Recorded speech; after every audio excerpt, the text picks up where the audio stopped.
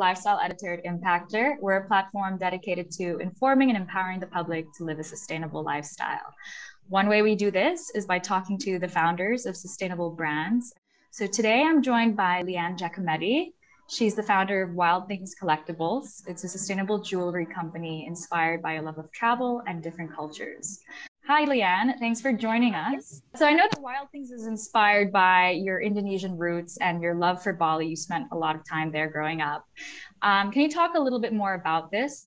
Well, as a child, I was privileged to travel a lot with my parents, also through South America, Asia, a lot of different countries where I think handicraft is way more of importance than we see in the European culture, or at least in the Dutch culture, where you see a lot of handmade products. So when I traveled to Indonesia, I really got in touch with all kinds of craftsmen, people making beautiful woodwork, jewelry. It's really something that's passed on from generation to generation as a skill. So when I saw in Indonesia, like all these beautiful things they made by hand, that was something I just fell in love with. And I've always made jewelry for myself, and I got to meet like a very small, cute family who helped me in the first years with making my ideas come to life, which was really great. But besides the craft, I think in Indonesia, I just feel very welcome, very at home. I think their culture is beautiful, their beliefs, how all the religions are mixed on the island. Yeah, I don't know. It's just a place where when you come, you feel very warm and welcome. And why did you choose the name Wild Thing? So when I started in 2016, there was in the jewelry business a lot of minimalistic trends and a lot of a bit sweet trends. And I really liked that it would be outspoken, a bit more edgy and sexy. And that was the whole wild thoughts for me about how I would see people express themselves with jewelry. And as I mentioned, as I travel quite a lot to different cultures, I would really in the future dream to bring products, so things from all different countries. Great. And so sustainability is a central pillar of your brand. Can you talk to us a little bit more about your approach to sustainability, both in terms of the materials you work with and how you source them, and then later on about in terms of the people and the communities you work with? Basically, I think that our core was always sustainability. I mean, we've been asked like, how did you introduce sustainability into your brand? We're like, that was our start. So it's not something we introduced. It was just always from the beginning something it's not even something to think about. It was just normal for us to make sure everything is set as we want it to be. So we of course first started with our suppliers, like what are their regulations with their employees, what do they do for the community, how do they dispose their waste, what kind of materials are they sourcing. And we found a very great partner that is super forward thinking in all the aspects of the production. So that is like even using all the printed paper is recycled, but making sure all the waste is not, sometimes it's dumped in nature, and we are making sure that everything is chemically done correctly. But he's also like, it feels a bit like a family where we produce. The people work there for a long time. They get a lot of opportunity to get extra schooling. They get daycare for their kids if if they just had children. So it feels very welcoming. I visit the place a lot. So I also feel a good bond with where we produce.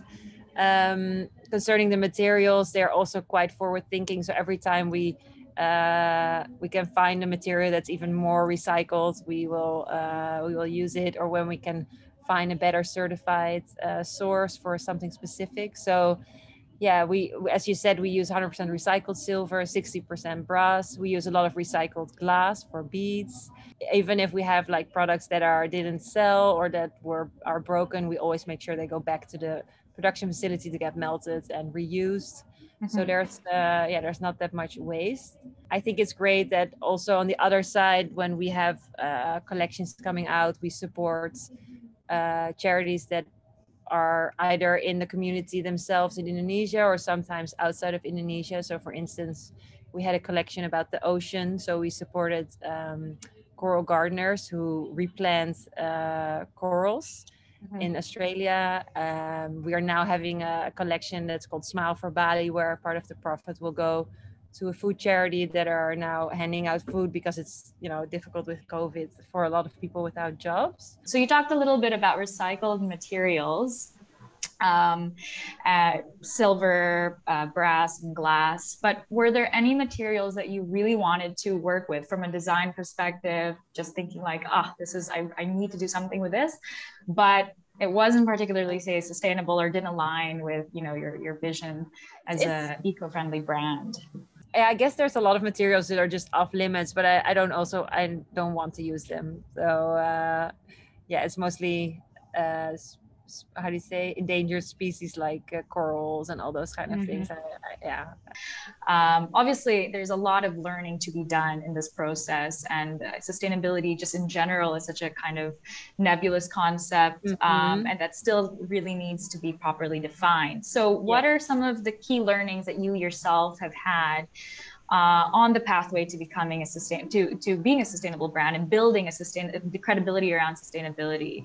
So I think for us, it's quite challenging that I see what we do, as in I know we take the good decisions in materials, in our partners, but as it's getting more, how do you say, hip or like trending to make sure you're sustainable, for instance, our big retailers are asking us to have certain certificates and certain decisions, which we already have. But then these retailers, for instance, offer free shipping and returns. And that's a little bit against our policy because we think that's not very sustainable. So it's a bit of a clash that some partners and retailers demand certain things from you that you are already that you're already doing, which is great. But then they don't really 100% comply with your idea about sustainability. So I think for us, it's kind of hard that, you know, everybody has a different standard, and some are really, I think, really doing a great job. Some are doing it just to have the label like sustainable, and then it clashes when you have different ideas about it. Yeah. So I think that's a challenge.